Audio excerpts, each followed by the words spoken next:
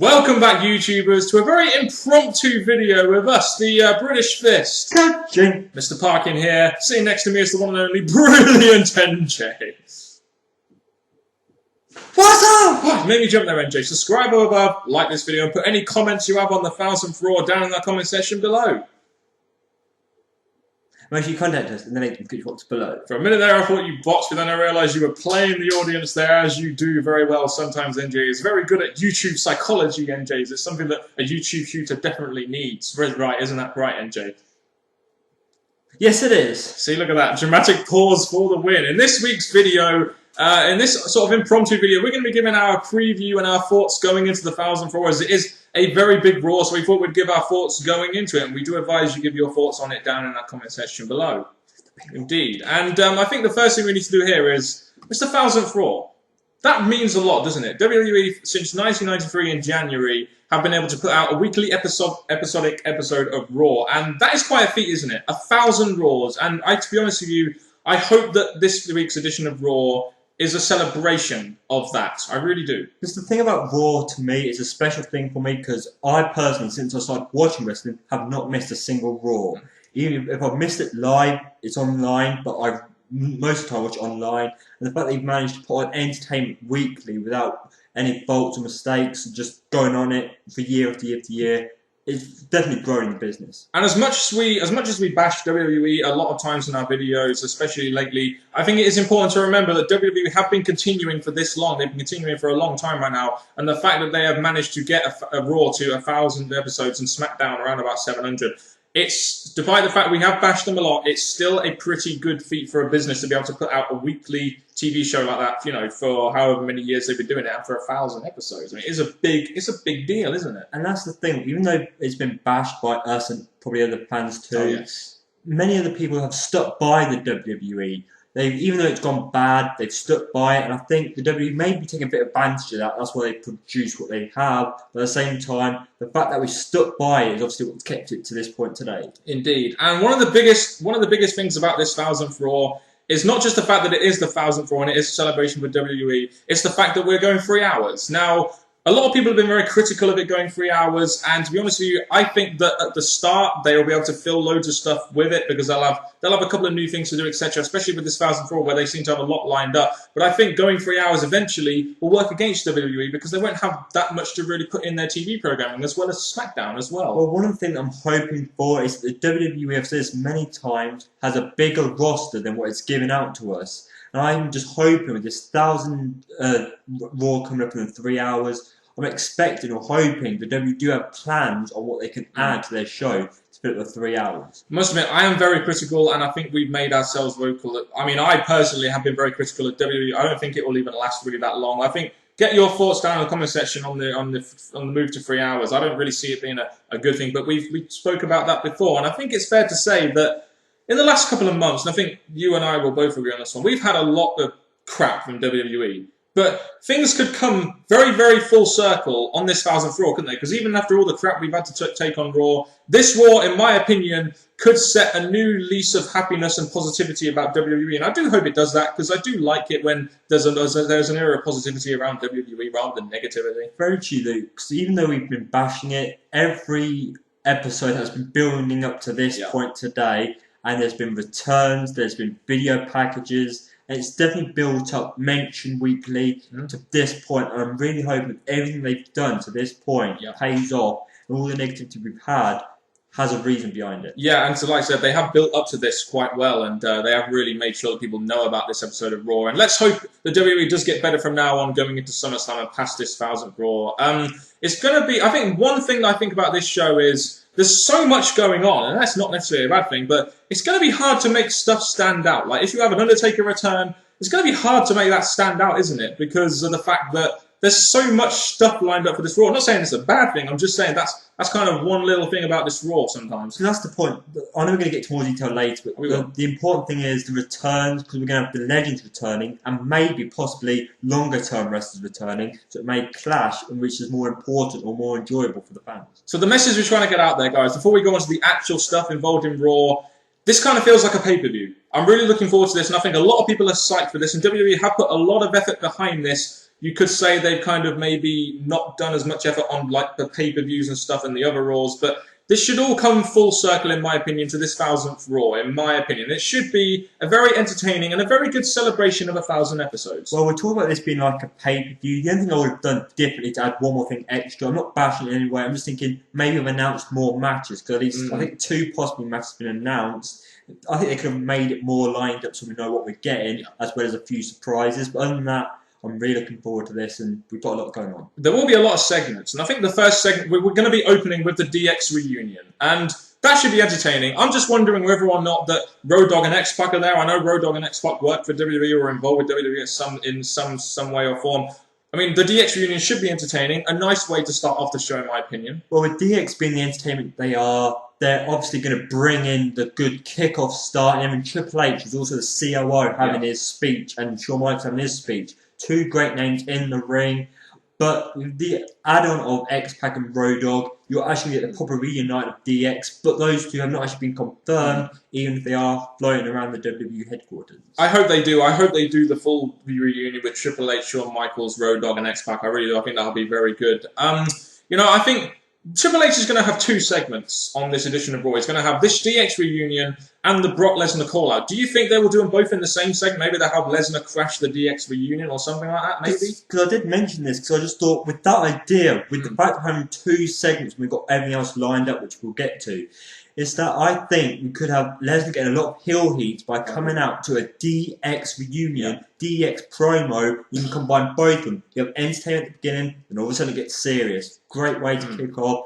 and get straight to the point. Triple H is in the opener with entertainment and a purpose, and then the rest of the show's coming up. And, of course, we've got the SummerSlam challenge that Triple H give out to Brock Lesnar that we're going to be getting on this show. I think Lesnar's definitely going to accept pretty much, isn't he? I think I'll say no. There's no way he's going to want to face Triple H. not one bit. Because he is the game in the main event. But, I mean, at least, hopefully, at some point in the show, they're going to announce the main event at SummerSlam, which will be Triple H versus Lesnar, no doubt. Unless Rock gets involved, but we'll talk about that further on down the line. I think what question is, will Vince be there? Because Vince is the one that created the Raw concept. Will he be there to sort of announce how proud he is, how to thank the fans, especially now he's kind of like a baby face now as Vince McMahon? Even though we know Vince is still active, because obviously he came in a previous Raw in the past, he should come to this one, because yes, he's had these WWE interviews and that. Why not come to your special show, give a promo sometime during the show, or a backstage segment, and obviously relive the Vince McMahon that we all know. I think at the beginning of the show, they maybe have Vince McMahon on a video package thanking the fans or something. I don't really know, but it'd be nice to see Vince McMahon there, as it is his creation and it is his business acumen that has got them to this part. As much as we sometimes bash Vince McMahon, his business mind has worked to a point where we can get to 1,000 episodes of Raw. One thing we're going to be getting, we've had all these interim GMs. One thing we're going to be getting, which we've been told, is a new GM. I mean, we've had Teddy Long, Mick Foley, Vicky Guerrero, people like that. Apparently, from what I've heard on news websites, it's apparently someone not on the roster, and they're trying to keep it very quiet because they want it to be a big surprise. But we're going to be getting a new GM. Any thoughts? Well, there's one thought I'm going to do quickly before we get to other possibilities. One of the thing we've just spoken about before, Vince, we've had Paul Heyman saying that if you touch me one more time or you're going to hit me, I'm going to sue you and will run the show. So maybe he's hinting that and he's going to bring it here for a temporary reason. But that is just one guess. Yeah, I know. You never know. It could be maybe Ric Flair. Who really knows? Stephanie McMahon, Shane McMahon. Who really knows? I mean, they're trying to keep it quiet. Any realistic thoughts on who it might be? Yes. Not realistic, because I think he's lost his job now, and that's no then. You think it could be John Laurinaitis after they just fired him?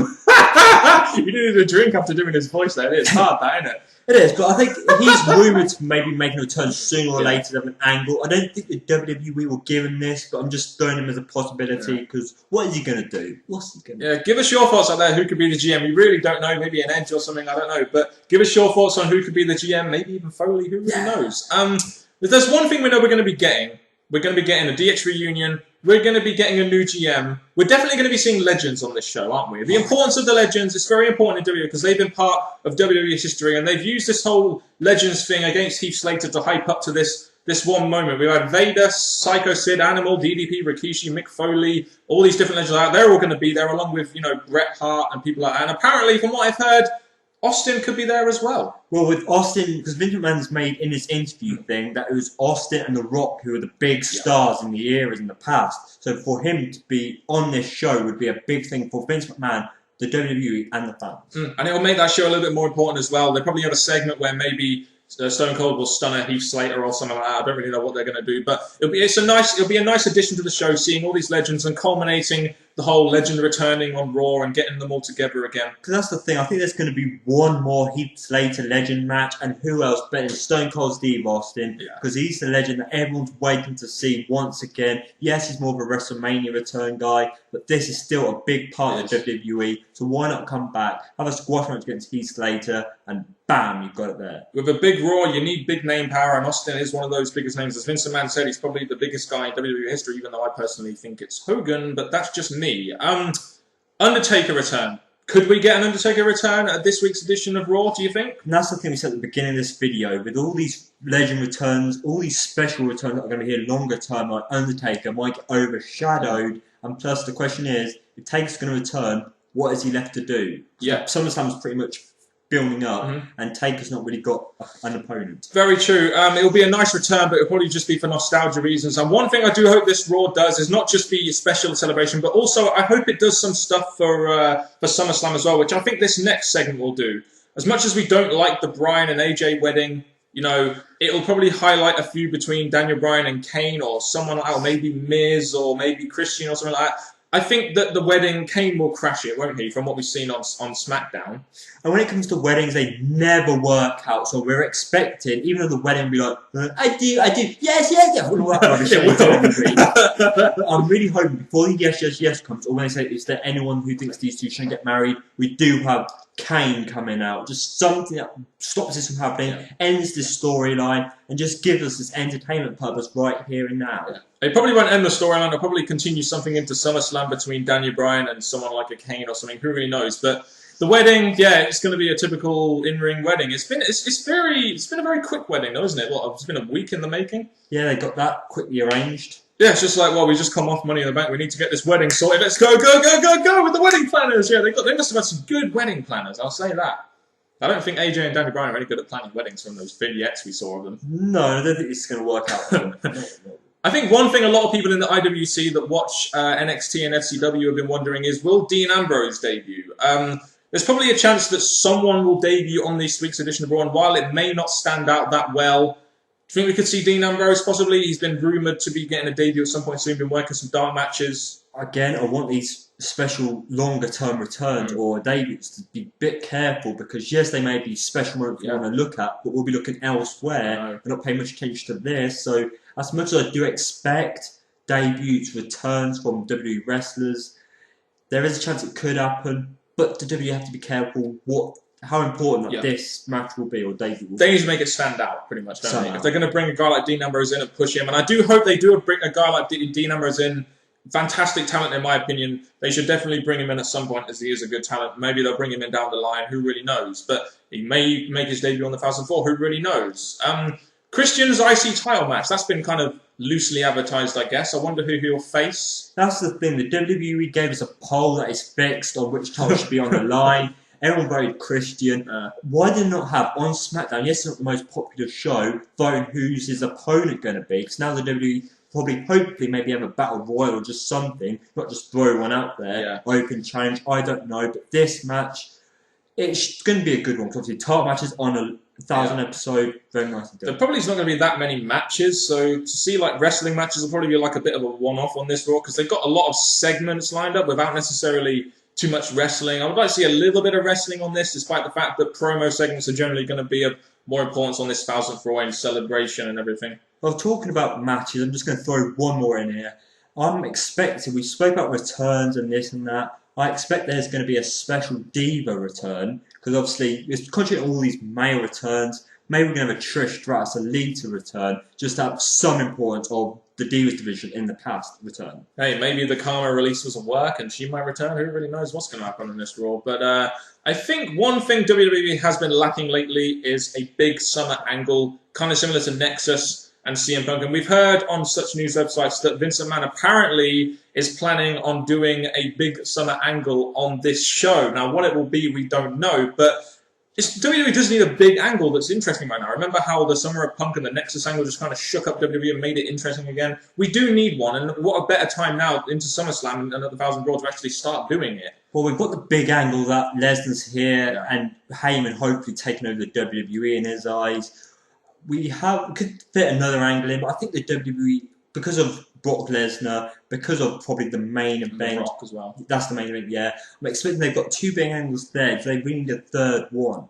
But are they, I mean, my question is, they need like that, they're still, I mean, Triple H and Lesnar to me, because Lesnar hasn't been there, hasn't been that great of an angle. So I think they do need a bigger angle personally, but that is just me. That's just my opinion. I want to see Wade Barrett return at some point as well. That's who I do want to see return. I hear he's fit and ready. Apparently they might be bringing him out for SummerSlam, but I do want to see Barrett return at some point. He's definitely one that I think with the SmackDown not doing as great as it should, any return for their show like Rey Mysterio would definitely do just for their show. And Barrett being one of the likely ones to go for the World Heavyweight, bam, it'll be awesome. So hopefully this show should be a great celebration of the 1,000th episode and also give us some hype to SummerSlam as well, we hope. The main event, which we're probably going to spend the most time talking about, which is fair enough really, is going to be a WWE Championship match. We think this is going to be the main event between Cena and Punk, as Cena has cashed in his Money in the Bank and is going to go a WWE title match against Punk. You'd expect this to be the main event, really, wouldn't you? Even with Rock being there, maybe him getting involved. Well, the fact it's got the WWE Championship away from the Bryan feud, it's now going to make it to the main event. And now with The Rock returning and The Rock's promise to go to the WWE Championship, I have no doubt it will be the main event segment and match. One thing we do want to address, though, is the possibility of a new WWE Championship. We've seen it. This has been leaked a little bit on the internet. It's not been officially announced by WWE, but we've seen like little snippets of it. Do you think they'll bring back a new WWE Championship and get rid of the spinner belt? I'm sure as hell fuck hope they do. Even though it's stopped spinning now, it's just the same belt with the solid WWE. I still think it needs to go completely. And CM Punk, instead of him being more about us fans instead of the kids, hopefully this belt will be a lot more serious and better for us to buy. Definitely so, if we ever choose to buy one. Cena versus Punk should be a good match. I imagine this will probably lead to Cena versus Punk again at SummerSlam, but hopefully they have a pretty good match on the TV show. I hope this is a good main event match. By the way, behind us right here, you can't see it. It says 2011 right here. What?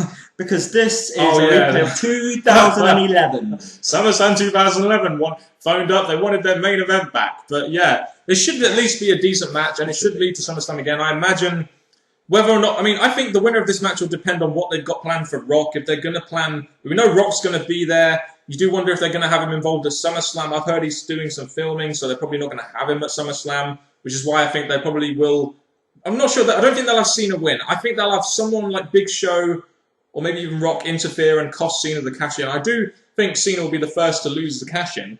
That's very true, because I think, to be honest, there's a chance Cena will win, and this leads up to the Punk's rematch at SummerSlam. A good way of setting that up, because if Cena loses, he shouldn't get a rematch. He's lost. So I'm thinking Cena may sadly win and end the show all happy, blah, blah, blah. But with the Rock involvement, I don't really want him to win the championship at SummerSlam, because we know that Rock is not really going to be around in the WWE week after week after week. So I don't know what they're going to do. That's what this main event is going to be so interesting in what happens. Yeah, I mean, it's very unpredictable. Some people have said, oh yeah, Cena's going to win, it's predictable. I personally don't think Cena's going to win. I think someone's going to interfere, leading to Cena losing his cash-in and him getting a rematch at SummerSlam or something. But this should hype up a semi-main event to SummerSlam behind Triple H and Brock Lesnar, in my opinion. I do wonder with The Rock there, is he going to cut a promo? Is he going to get involved in the main event? You know, you do wonder what Rock is going to do. I'd imagine he would announce that he's going to go after the WWE Championship again or something. I don't really know. But he's already announced that. It's just depending when he's going to do it and how he's going to get it. But I do expect the fact that CM Punk's the champion right now and he's had a feud with Cena, there's going to be a Rock involvement there. Yeah, so you've got Triple H and Lesnar as your main event draw, really, and then Cena and Punk as your semi-main event, the two biggest baby faces on Raw. I mean,